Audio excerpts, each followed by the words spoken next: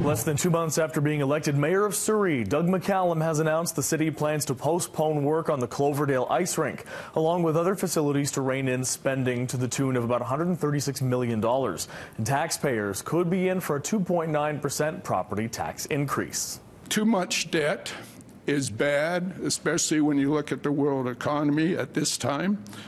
But we need to have some debt. McCallum spoke with reporters on Tuesday morning and said some of the cutbacks include spending on things like community centers, parks, and libraries, stressing borrowing costs were going up. He also presented figures showing demand for some facilities like hockey rinks had tapered off.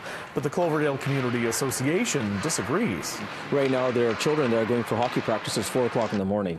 There are children that are going for practices, or actually teenagers going for practices midnight, towards the end of the night. So they come home 12:30 in the morning, and they're basically have to wake up in the morning to go to school again. So there's lack of ice. There's no doubt lack of ice. Our debt is not large. The debt that Surrey first incurred largely was to build infrastructure that was long overdue in the city of Surrey. It was absolutely required. And in the Cloverdale area, especially in the Clayton area, there's a lot of youth, and they need facilities. And the cancellation that he's done is just an absolute tragedy. It is so unnecessary. There's such a thing as good debt.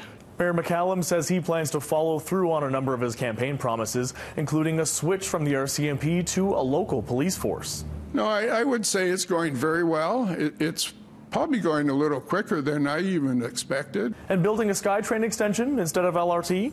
We have dedicated staff in our engineering department that is currently working with TransLink's staff. Former Mayor Linda Hepner, meanwhile, had some words of advice for her successor. You can be penny wise and pound foolish, because what happens is you actually delay into what are important elements that end up costing you more, and I would just caution him on that. As for a planned property tax increase, McCallum insists this is in line with the campaign promise to tie hikes to the Consumer Price Index.